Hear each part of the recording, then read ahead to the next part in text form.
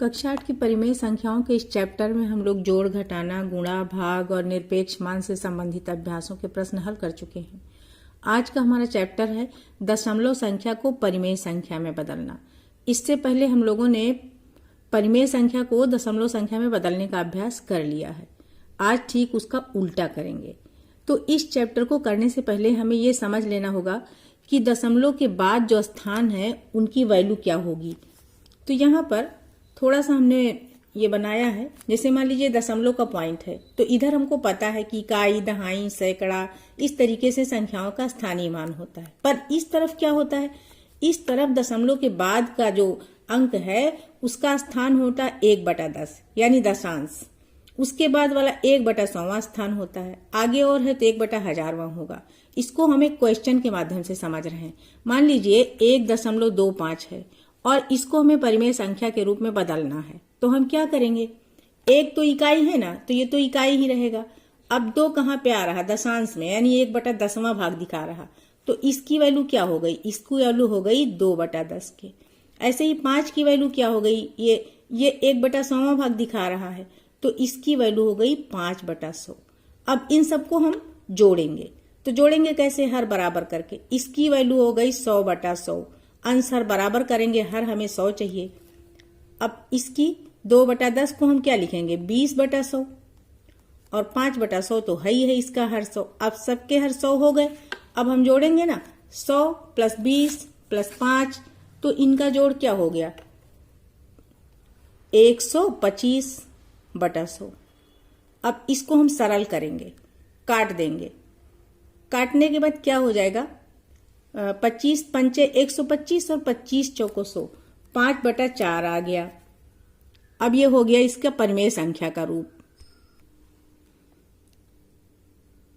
इतनी लंबी प्रक्रिया हमने समझने के लिए किया था। इसको हम अब डायरेक्ट कैसे करेंगे, जो ये संख्या है जिसको हमें परिमेय संख्या का रूप देना है, इस संख्या को हम बिना दशमलव लगाए ऐसे ही लिख लेंगे। अब हम देखेंगे दशमलव किस स्थान पर था, 2 अंकों से पहले, तो यहाँ पर हम 1 बनाएंगे, इसके बाद ये 2 अंक थे तो 2 जीरो बनाएंगे। देखिए 125/100 फिर आ गया। इसको वैसे ही जब हम सिंप्लीफाई करेंगे तो 5/4। इस सिंपल वे में ही हम पूरी अभ्यास का सॉल्यूशन करेंगे। आइए शुरू करते हैं अभ्यास को। अभ्यास में दी गई परिमेय संख्याओं को दी गई दशमलव संख्याओं को हमें परिमेय संख्याओं में बदलना है। तो यहाँ 0.35 दिया है। अभी हमने जो सिंपल वाला तरीका सीखा है ना, उसी तरीके से हम करेंगे। तो यहाँ ऊपर क्या लिख लेंगे, सीधा हम 32 लिख लेंगे। बाईं तरफ का 0 लिखने की कोई जरूरत नहीं है। अब दशमलव जहाँ है उस स्थान पे हमने 1 बना दिया, उसके आगे 2 अंक हैं, 2 जीरो बना दिया। अब हम देख रहे हैं दोनों संख्याएं 5 से कट जाएंगी, तो ये 5 7 35, ये 5 20 हम 100, तो 7 ऊपर लिख दिया और 20 नीचे लिख दिया। 7/20 परिमेय संख्या के रूप में ये बदल गया। अब हम नेक्स्ट क्वेश्चन ऐसे ही करेंगे। दूसरा वाला हमारा क्या है, 0.750। तो यहाँ पर 750 हमने लिख लिया और दशमलव की जगह पे 1, इसके बाद 3 अंक हैं तो हमने ये 3 जीरो बना लिया। ये जीरो इससे कट जाएगा। अब ऊपर नीचे की दोनों संख्याएं 25 से कट रही हैं। चाहे तो काट के यहाँ भी लिख सकते हैं, 25 × 75, 25 चौको 100, या हम डायरेक्ट ही इसको 3/4 भी लिख सकते हैं। अगला क्वेश्चन हमारा है 2.15 को बदलना है हमें परिमेय संख्या के रूप में। तो वैसे ही हम करेंगे, बिना दशमलव लगाए संख्या को लिख देंगे। नीचे क्या करेंगे, दशमलव की जगह पे 1, आगे 2 अंक हैं, तो हमने यहाँ पे 2 जीरो बना लिया है। अब ये 215/100 आ गया है। हम देख रहे हैं 5 से ऊपर नीचे कट सकता है, तो काटेंगे तो 5 चौके 20, 5 एकम 5 चौके 20, 1 बचा, 5 3 15, 43 आ गया और नीचे 5 20 हम 100। तो ये परिमेय संख्या के रूप में बदला जब 2.15, तो आ गया 43/20 के बराबर। अगली संख्या है 7.010। तो वैसे ही हमने लिख लिया 7010, दशमलव हटाकर दशमलव की जगह बनाया 1, आगे 3 अंक हैं, इसलिए ये 3 जीरो हो गए। 1010 को काट दिया। अब ऊपर नीचे की संख्या किसी भी संख्या से दोनों विभाजित नहीं है, इसलिए इसको जब हमने परिमेय संख्या के रूप में बदला तो 701/100 ही आ गया। अगली संख्या है 10.10। दशमलव के बाद की संख्याएं चूंकि दशांश सवांश है, इसलिए एक एक करके ही पढ़ी जाती हैं, तो इसको हम पढ़ेंगे 10.10। अब इसको हम बदलेंगे परिमेय संख्या में। तो पहले हम बिना दशमलव लगाए लिखेंगे, फिर नीचे क्या होगा, दशमलव की जगह पे 1, आगे 2 अंक है तो 2 जीरो, 1 जीरो ने 1 जीरो को काट दिया। अब ये कुछ सिंपल होने वाला नहीं है, तो 101/10 ये परिमेय संख्या के रूप में आ गई। 0.015 को हम बदलेंगे अब परिमेय संख्या में।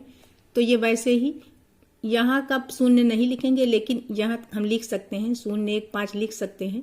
नीचे क्या करेंगे, दशमलव की जगह पे 1 और 3 अंक हैं इसलिए 3 जीरो। अब हम देख रहे हैं 5 से ऊपर नीचे की दोनों संख्याएं ये कट रही हैं, तो 5 3 15 जाएगा और नीचे जब काटेंगे तो 5 दूनी 10 और उसके आगे 2 जीरो, तो 3/200 आ गया इसका परिमेय संख्या का रूप। अगली संख्या है 1.05, तो इसको हम लिख लेंगे 105। अब दशमलव की जगह पे 1, आगे 2 अंक हैं तो 2 जीरो, 105/100 आ गया।